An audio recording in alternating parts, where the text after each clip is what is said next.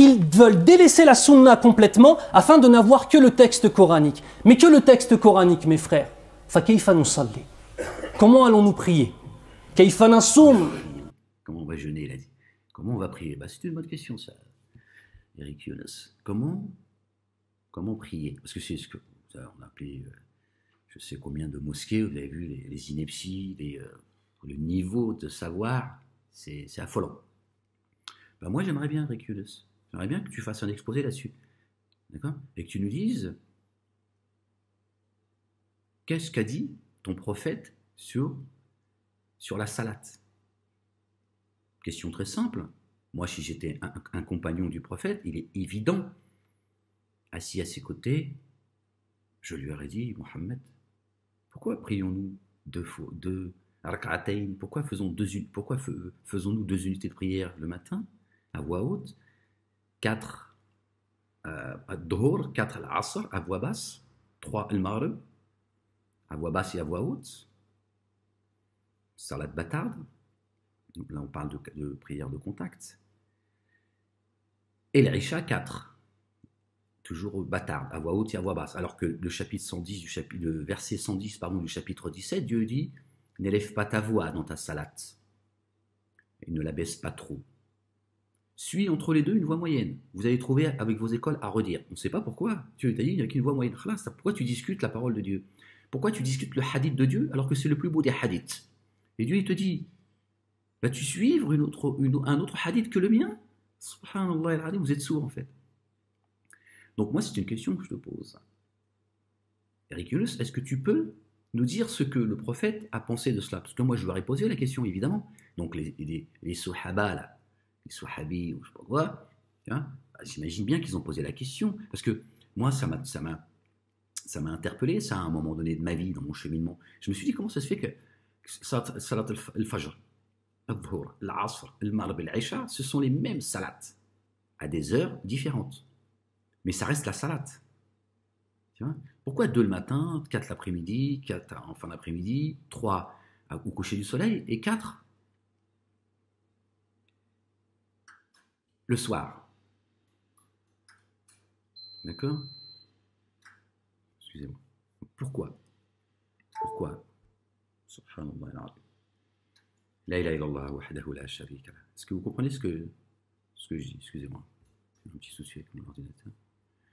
La ilaha illallah wahdahu la sharika lah. A'udhu billahi minash shaitanir rajim. Bismillahir rahmanir karim. Ha mim ayn sin qaf. Donc pourquoi ce changement au niveau des unités de prière et ces histoires de à voix basse et à voix haute? C'est très étonnant. Tu vois, moi, Younes, je vais te dire comment je fais mes salats. Je les faisais comme toi. Avant toi, d'ailleurs. Parce que quand moi, je posais mon front dans les mosquées, toi, tu n'étais pas encore dans cette secte. Peu importe, c'est pas pour que tu prennes un petit peu la mesure des choses. Je connais bien votre secte, le musulmanisme. Bien, moi, aujourd'hui, quand je fais mes salats, je récite la Fatiha, c'est tout. Je ne récite plus le Coran. D'accord? Je pense que c'est un piège, d'ailleurs. Je récite la Fatiha. Et je te renvoie au verset 87 du chapitre 15. D'accord? Nous t'avons certainement donné les 7 qui se répètent incessamment, ainsi que le noble Coran. Ce qui devrait te faire réfléchir en méditant le verset 87 du chapitre 15, qui est directement lié au chapitre 1 que vous avez saboté, vous avez rajouté derrière Amin. D'accord? Et vous demandez à vos ouailles, depuis que Ahmed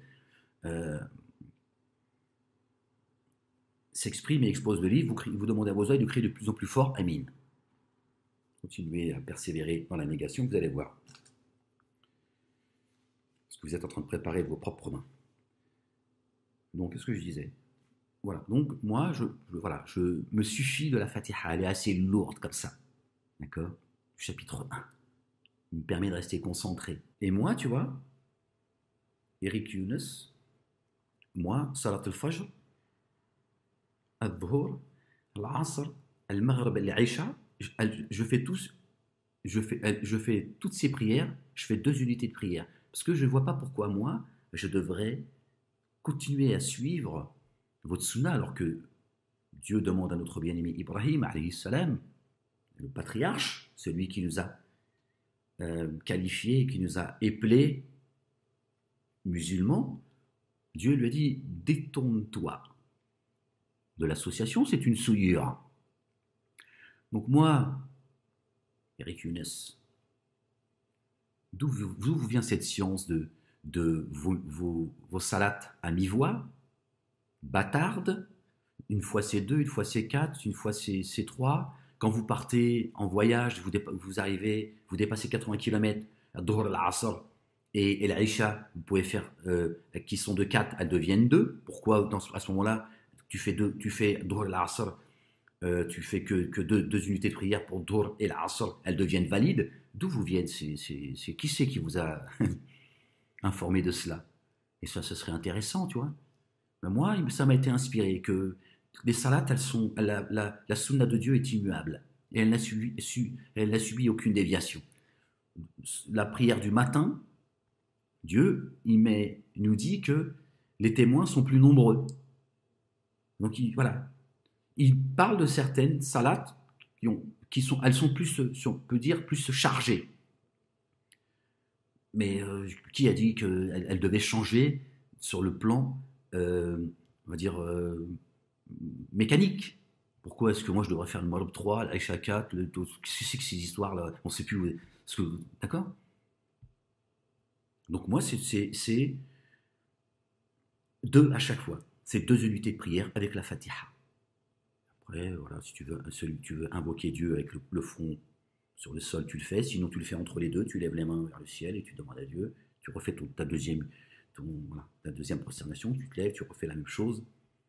Voilà, tu ne fais que 2 unités. Après, c'est à chacun. Dieu l'a dit que vous invoquez-moi. Que vous m'invoquiez. Excusez-moi, j'ai pas le. Je l'ai de mémoire, mais c'est la combien? C'est la 110, on l'a dit? Voilà, ça va être plus clair, je le lis devant. C'est vous qui est le nom par Dieu ou le très miséricordieux. Dieu, il a les plus beaux attributs. Attendez, je n'ai pas fait le bon. Voilà, c'est là. A'udhu min ash-shaytan ar-rajim. Bismillahir rahmanir rahim. Alif lam mim ha mim ayn sin qaf. Verset 110, chapitre 17. Dont je parlais tout à l'heure. Dit invoquer Dieu ou invoquer le très miséricordieux. Voilà. Cherchez le début du verset pour pouvoir. Dit invoquer Dieu ou invoquer le très miséricordieux. Lequel vous invoquez, il a les plus beaux attributs. Tu appelles Dieu, tu l'invoques. Vous avez dit Subhanallah al-Azim, Subhanallah Rabbil A'la. Vous avez fermé notre esprit et finalement on n'invoque pas Dieu avec les attributs qui lui appartiennent. Si aujourd'hui j'ai envie de l'appeler le doux, j'ai besoin de sa douceur, bah, je vais l'appeler le doux. Pourquoi tu veux que je l'appelle le très haut en permanence? Si je veux l'appeler le vengeur parce que je suis en colère, je ne sais quoi. Là, le pardonneur, parce que j'ai besoin de voilà, chacun. Voilà, c'est personnel la salat. Il y a un socle, c'est personnel. Ensuite, n'élève pas ta voix dans ta salat et ne l'y abaisse pas trop, mais suis entre les deux une voix moyenne. Bon, voilà, je sais pas pourquoi je disais cela. Voilà, moi, comment je fais ma salat et comment elle m'a été inspirée. Eric Younes, pardon. Voilà, c'est de tout le temps. Et crois-moi que, tu vois, le Dhuhr et l'Asr qui sont des salats dans la journée, quand tu fais rak'atayn, c'est-à-dire 2 unités de prière, ça te change la vie plutôt que de 4. Alors, j'entends les esprits malades, oui, espèce de sale hypocrite, la salat est trop lourde pour toi. Moi, je te le dis, ça te change la vie. Et crois-moi que tes salats, elles sont beaucoup plus légères et tu y vas avec beaucoup plus d'envie.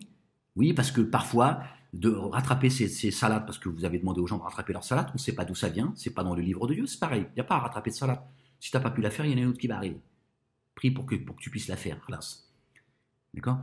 Eh bien, quand il faut rattraper ces salades, il faut rattraper le Dhuhr et l'Asr en faisant 4 unités de prière à chaque fois, crois-moi que ça prend du temps et elle commence à devenir lourde.